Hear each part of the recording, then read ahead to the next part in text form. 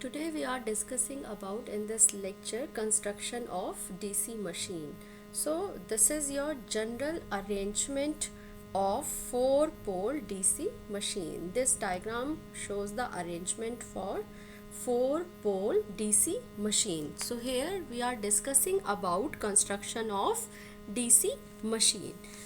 First of all, what you know very well what is DC machine. Now we have discussed construction of DC machine. So it may be stated at the outset that both constructionally and in terms of operation principle, both DC motors and generators are identical. Therefore, the general term DC machine is used, as we have discussed earlier in previous lectures. So a DC machine consists of a stator and a rotor with a uniform air gap in between. The stator in case of DC machines invariably carries the field winding and the rotor carries the armature winding. So this is an important point. Stator carries the field winding and the rotor carries the armature winding. Now first of all, what is stator? The stator is mainly constituted of field pole, yoke, interpoles, etc. Just like your yoke, pole and your main flux path. So that is your stator. Stator constituted of field poles, yoke, interpoles, etc. So what is field poles and yoke? Yeah, you can see here, this is your pole and this is your yoke. So what is this? Field poles and yoke means pole cores. First of all, pole cores are made of cast steel bolted to the yoke and usually not laminated. In some machines, pole shoes are laminated and composed of electrical grade cast steel sheets thickness of 1 mm and insulated from one to another. The pole core laminations are riveted together and attached to the yoke, or with this yoke attached to the yoke, or the core supports the field windings which produces the necessary magnetic field. The field windings are bound around the cores such that they set up alternate north and south poles. The pole shoe, you can see here, this is your pole shoe and this is your mean flux path. So your pole shoe is designed as to produce a uniform distribution of flux in the air gap. You can see here, this is your main flux path and this is your pole shoe. So pole shoe is designed as to produce a uniform distribution of flux in the air gap.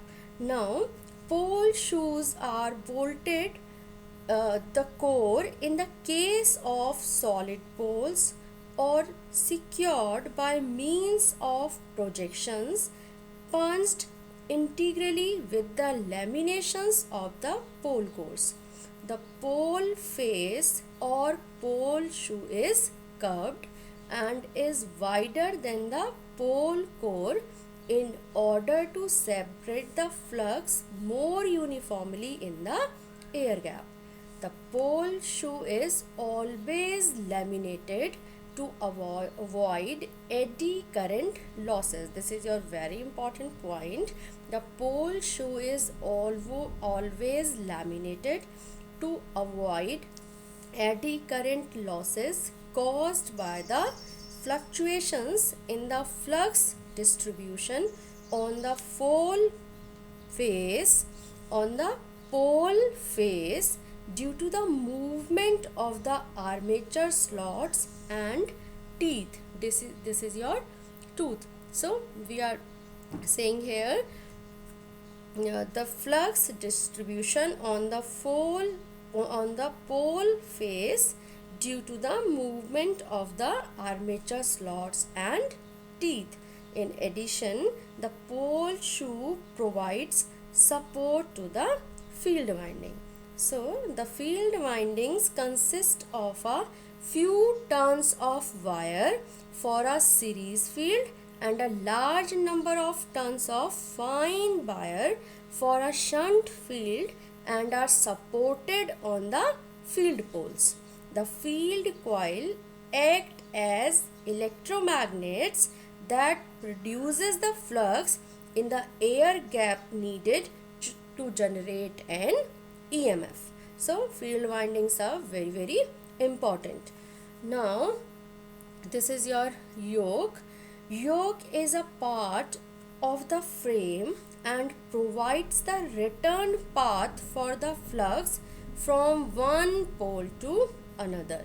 It is made up of cast steel or fabricated from rolled steel.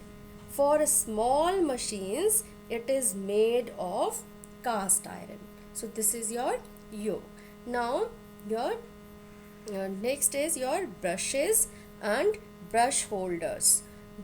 Your brushes and brush holders are very important. So rotating armature and the external circuit are connected through brushes. Brushes are employed to collect current from the commutator and deliver it to the load.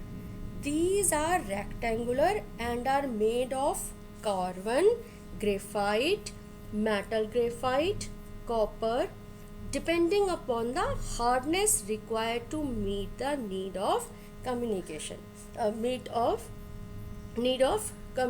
commutation. Sorry, your need of commutation.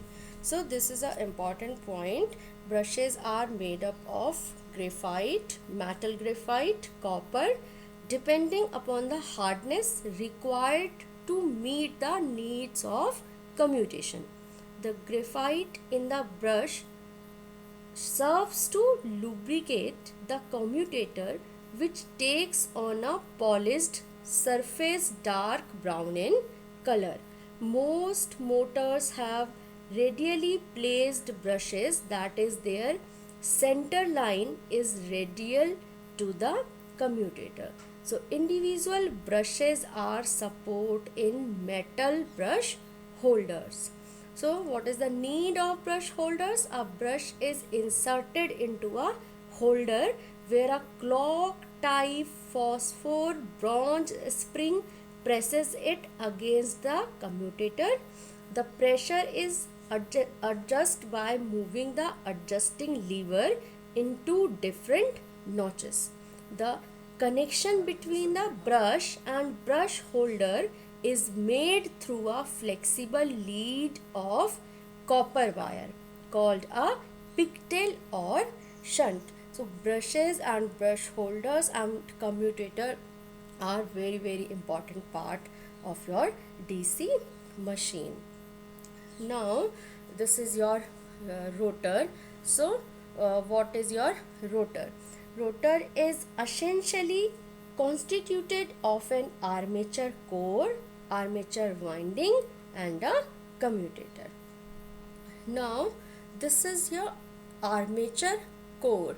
So what is the need of armature core? The armature core is the rotating part of a DC machine. It is assembled from steel laminations having a thickness of about 0.35 to 0.5 mm. In order to reduce eddy current losses, the laminations are insulated from each other. Slots are punched at the periphery of the core. So this is your construction of 4-pole DC machine. Thank you.